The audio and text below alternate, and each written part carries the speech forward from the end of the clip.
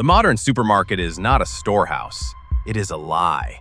You are standing in the middle of a grand illusion, a theatrical performance designed to make you believe in infinite abundance. You look at the shelves and you see safety. You see calories. You see a guarantee that tomorrow will be exactly like today. But you are wrong. The building you are standing in is not a pantry filled with food. It is merely a transition point, a brief pause in a high-velocity pipeline that stretches across the globe. The food on those shelves is not waiting for you. It is rotting. It is moving. It is counting down. And the moment the flow stops, the illusion evaporates. The average grocery store holds only 3 days of food. If the trucks stop moving on a Tuesday, by Friday the aisles will be a war zone. You need to know exactly when the clock starts ticking.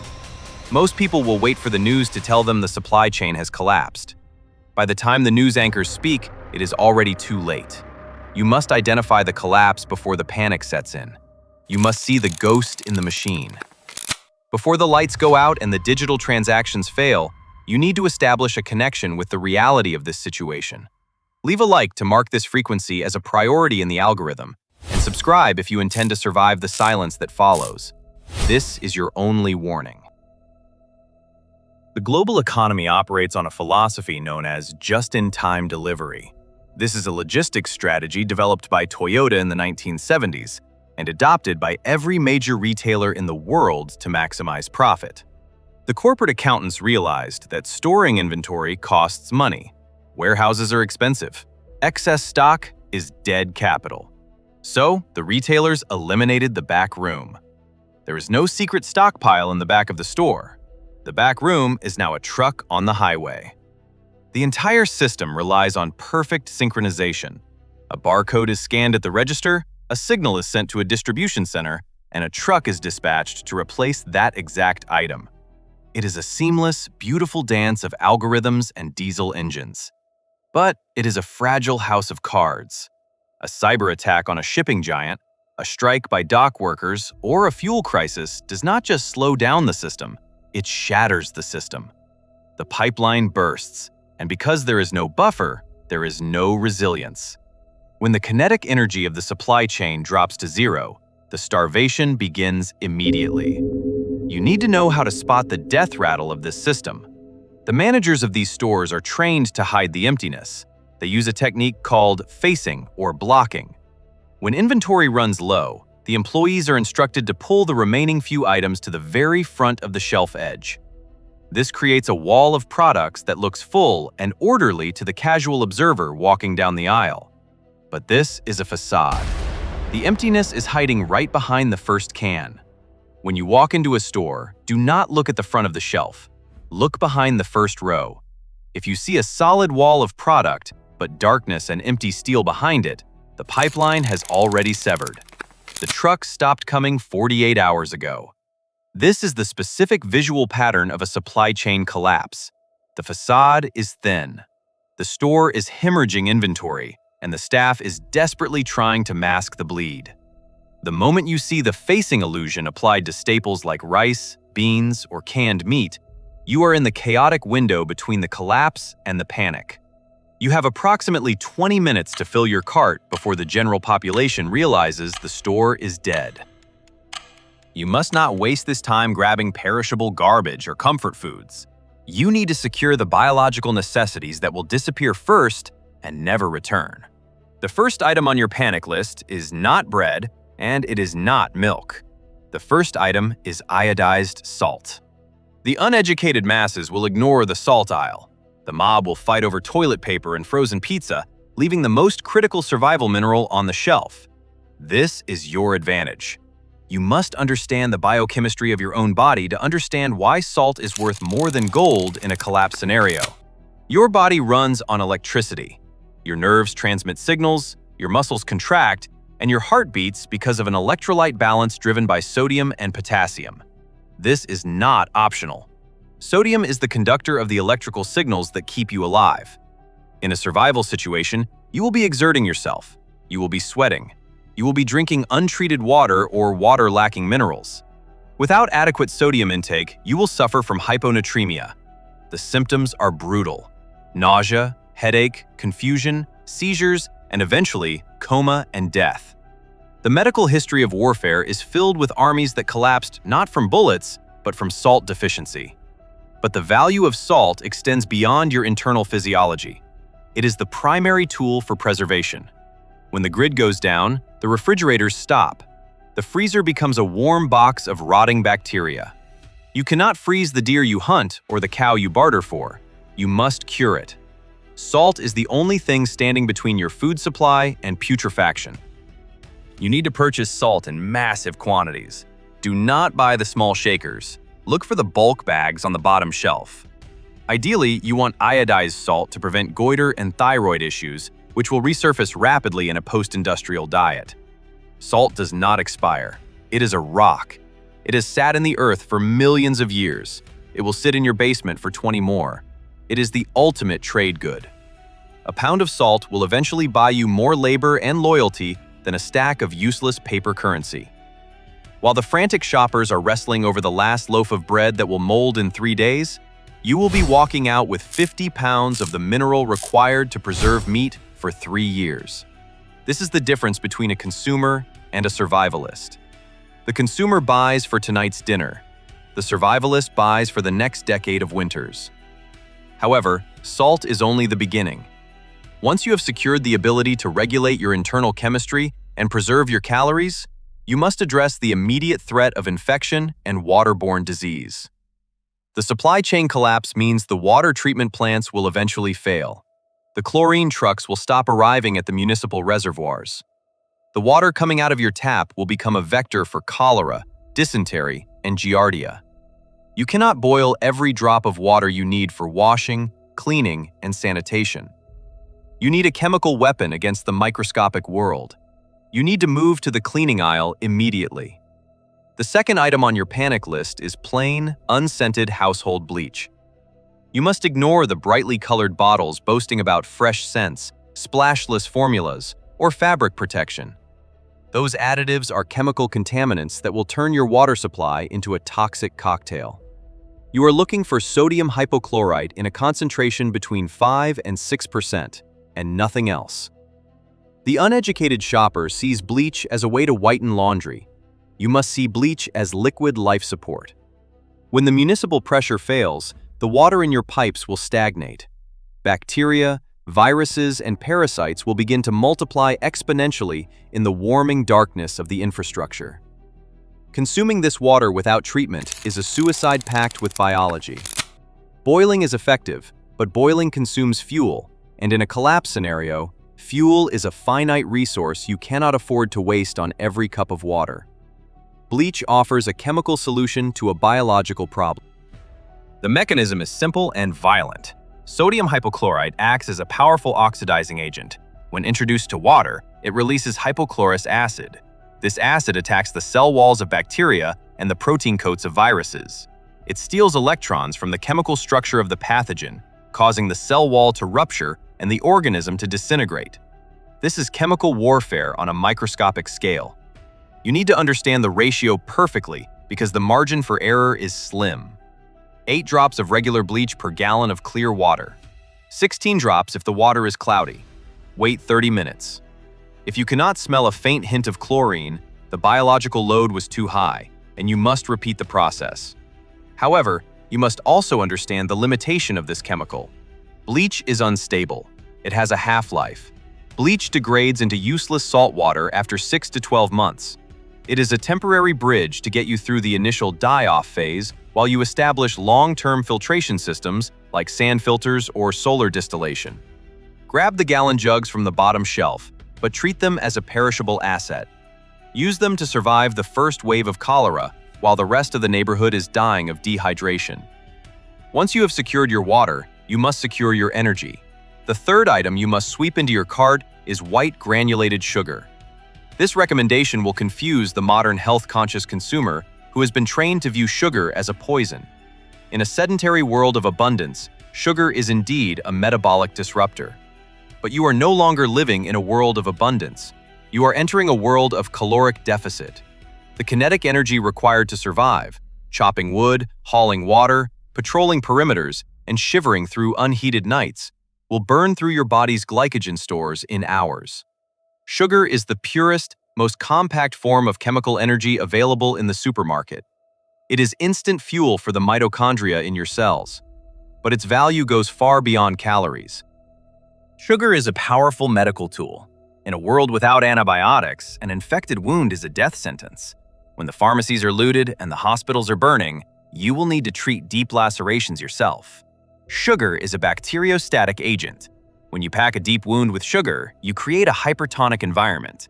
This engages the laws of osmosis. The high concentration of sugar draws water out of the bacterial cells attempting to colonize the wound.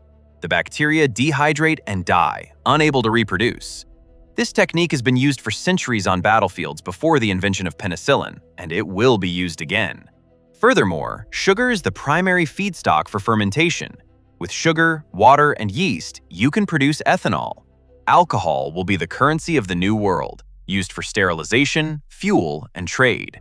A 10-pound bag of sugar costs pennies today, but in 3 months, it will be worth more than a stack of credit cards. Do not leave the baking aisle without it. The fourth item addresses the invisible enemy that kills more refugees than starvation. You must acquire bar soap, specifically the cheapest, harshest blocks you can find. Ignore the liquid body washes and the moisturizing gels. Liquid soap is mostly water. You are paying for heavy plastic bottles filled with hydration that you do not need. Liquid soap runs out quickly. A dense bar of triple milled soap lasts for months. In a collapse scenario, hygiene is not about smelling good. It is about destroying the lipid envelope of viruses. Pathogens like influenza and coronaviruses are encased in a fatty layer. Soap molecules are amphiphilic, meaning they have a head that loves water and a tail that loves fat. When you wash with soap, the fat-loving tails wedge themselves into the virus's protective shell and pry it apart, effectively destroying the virus. Soap does not just wash viruses away, it physically annihilates them. Without regular sanitation, typhus and dysentery will sweep through your camp. The skin infections from minor scrapes will become gangrenous. You need to stockpile enough soap to maintain a rigorous hygiene protocol for your entire group for a year. This is also a psychological weapon. In a world of filth and decay, the ability to be clean provides a massive morale boost. It separates the disciplined survivor from the descending savagery of the mob. While others are succumbed to lice and skin rot, you will maintain the biological barrier that keeps your group functional.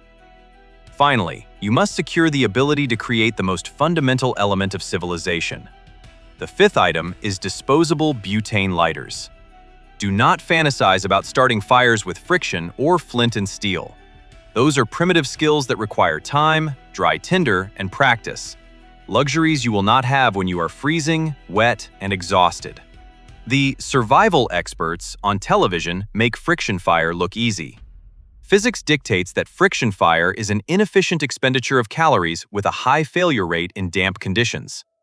A single Bic lighter contains up to 3,000 lights. It is a miracle of engineering that provides an instant, high-temperature flame on demand. You are not buying one lighter. You are buying the entire cardboard tray sitting at the checkout counter. A 50-pack of lighters gives you 150,000 ignition events. That is years of guaranteed fire for boiling water, cooking food, and staying warm. In a barter economy, a single lighter will command a high price. It is portable, functional, and impossible to manufacture after the factories close. The mechanism is simple.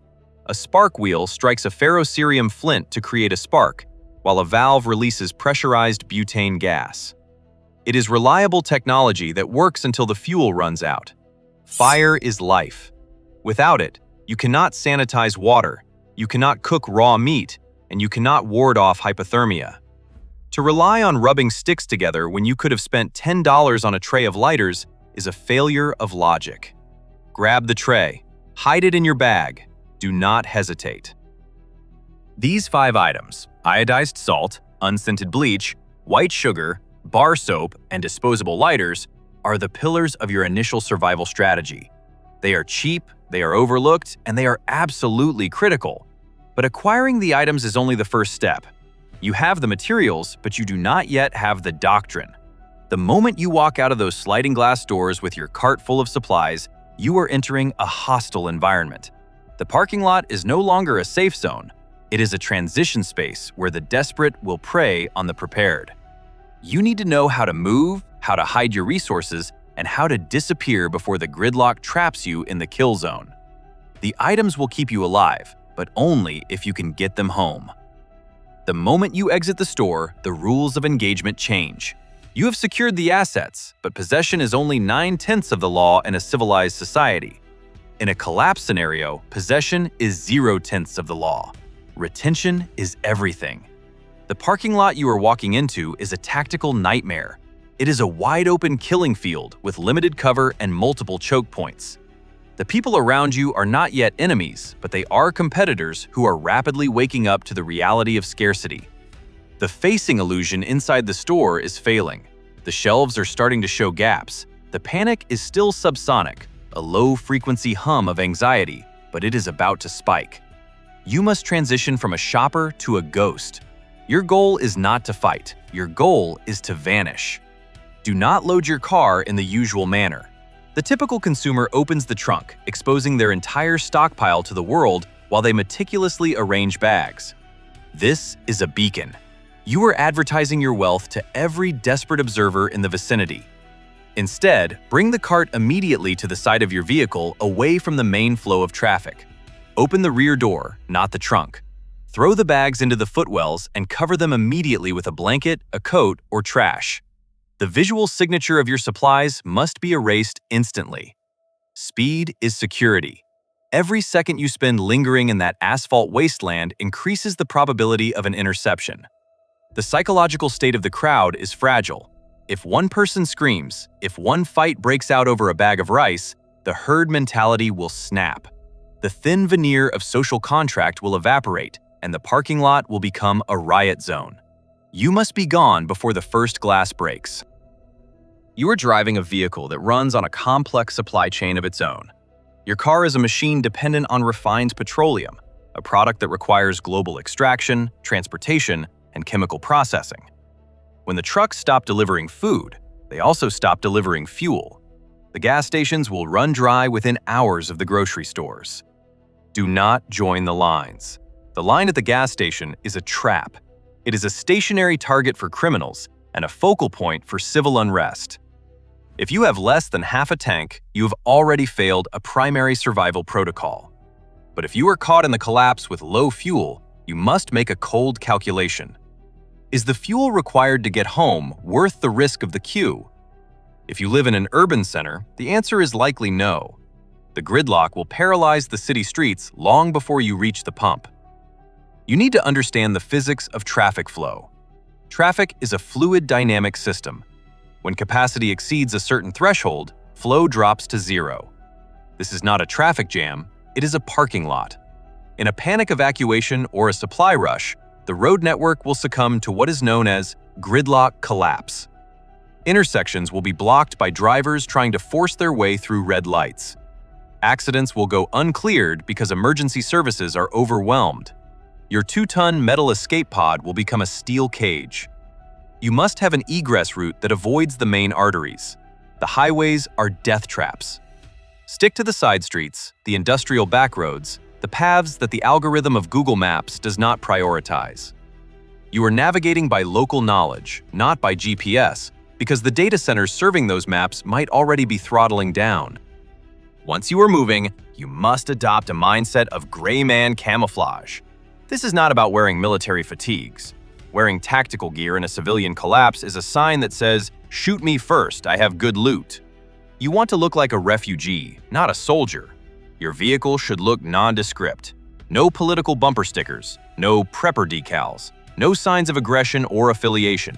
You are a non-entity. You are just another frightened face in the window, trying to get home. This visual anonymity is your armor. The human brain is wired to detect threats and anomalies. By appearing utterly average, completely uninteresting, you slide past the threat detection filters of potential aggressors. They will look right through you to target the sports car or the lifted truck with the gun rack. When you finally reach the perimeter of your home, the mission is not over. You must unload with the same paranoia you used in the parking lot. Do not carry crates of supplies into your house in broad daylight where the neighbors can see. The neighbors are the most dangerous variable in your long-term survival equation. They know you. They know your habits. If they see you stockpiling 50 pounds of rice and a case of bleach while they are starving, their moral compass will realign to justify taking what you have. Hunger changes the definition of morality. To a starving father, theft is not a crime. It is a duty to his children. You cannot afford to be the target of that duty. Unload at night or inside a closed garage. If you must unload during the day, use opaque boxes or trash bags. Make it look like you are cleaning out junk, not bringing in treasure. Deception is a critical layer of your defense. Now that you have the panic list items inside your perimeter, you must process them immediately. The salt and sugar must be transferred from their flimsy paper and plastic retail packaging into hard, airtight containers. Rodents and moisture are the enemies of long-term storage. A mouse can chew through a paper sugar bag in seconds. Glass jars, food-grade buckets with gamma seal lids, or even clean soda bottles are superior to the original packaging. Label everything clearly. In a low-light environment without power, you do not want to mistake bleach for water or salt for sugar. Organization is an act of survival. A chaotic stockpile is a useless stockpile. You need to know exactly what you have and exactly where it is, down to the last grain. The collapse of the supply chain is not a singular event. It is a cascade. The grocery store closing is just the first domino. The next dominoes are the pharmacy, the hardware store, and the bank. The just-in-time system connects them all. The pharmaceuticals come on the same trucks. The spare parts for the power grid come on the same trains. The cash in the ATM is delivered by the same logistics networks. When one stops, they all stop. You have bought yourself a window of time with these 5 items. You have addressed the immediate biological imperatives of hydration, electrolyte balance, calorie preservation, hygiene, and fire. But this is a stopgap. You have successfully survived the sprint, but now you are entering the marathon. The days following the collapse will be defined by a deafening silence from the authorities and a rising roar from the streets. The grid will likely flicker and die as the automated systems fail without human oversight or fuel deliveries. You will be sitting in the dark, clutching a Bic lighter, listening to the world unravel outside your window. This is the moment where psychology becomes more important than physics. You must accept the new reality. The trucks are not coming back. The store is never opening again. The world of on-demand convenience is a memory. You are now the master of your own logistics. You are the CEO of a survival microeconomy consisting of your household.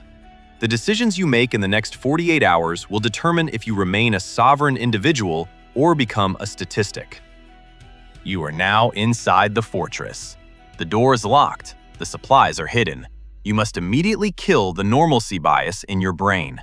The urge to check the television or social media is a lethal distraction.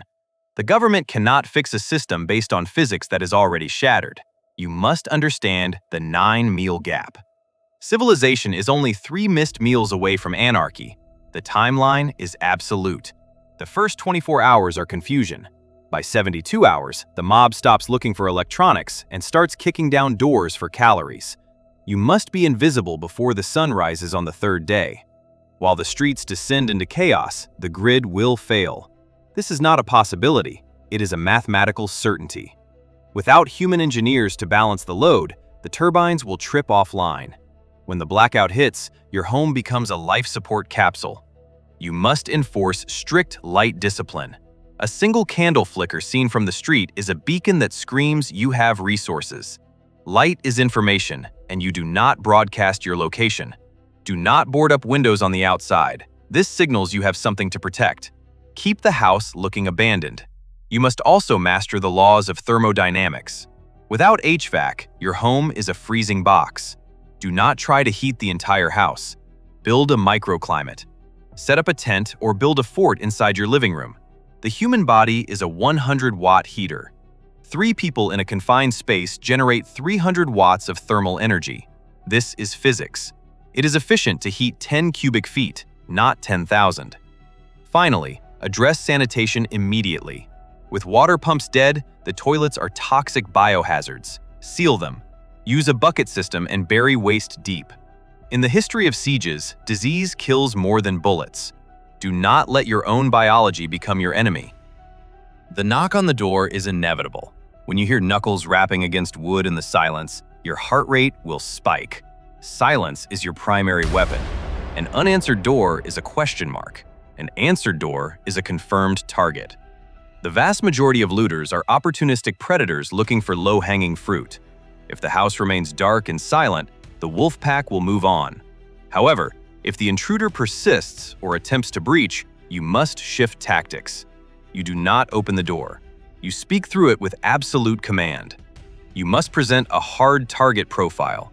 Make the caloric cost of the attack higher than the potential reward. The most dangerous threat is not the stranger, but the neighbor.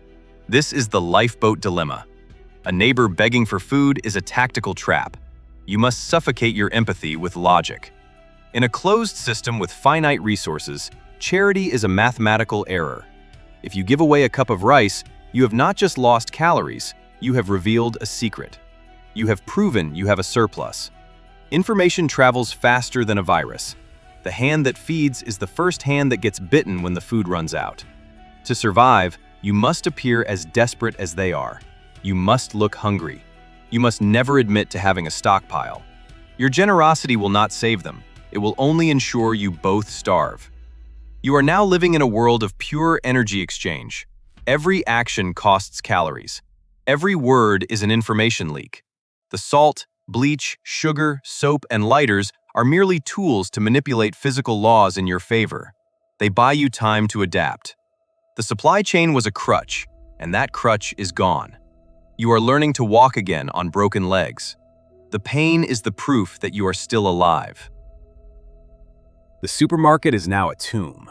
The shelves are skeletal ribs in the darkness. Outside, the world is realizing the trucks are never coming back. You have crossed the threshold. You have the salt for your blood. You have the bleach for the water. You have the sugar for the energy. You have the soap for the pestilence. And you have the fire for the night. These 5 items are the keys to your independence. The collapse of just-in-time delivery is not a tragedy, it is a correction. For decades, civilization lived in a hallucination of infinite abundance. That hallucination is over. The curtain has been torn down, revealing the cold, hungry truth of nature. Most people will not survive the fall. They will starve while waiting for a rescue signal that will never come. You chose the path of the pragmatist. You saw the pattern and acted while the mob slept. The engine of the world is cold. There is no help coming from over the horizon. You are the CEO, the general, and the doctor of your own survival. Look at your supplies. You are the only infrastructure left. The era of the consumer is finished. The era of the survivor has begun. Close the door. Lock it. The world has stopped moving. Now it is your turn to carry the fire.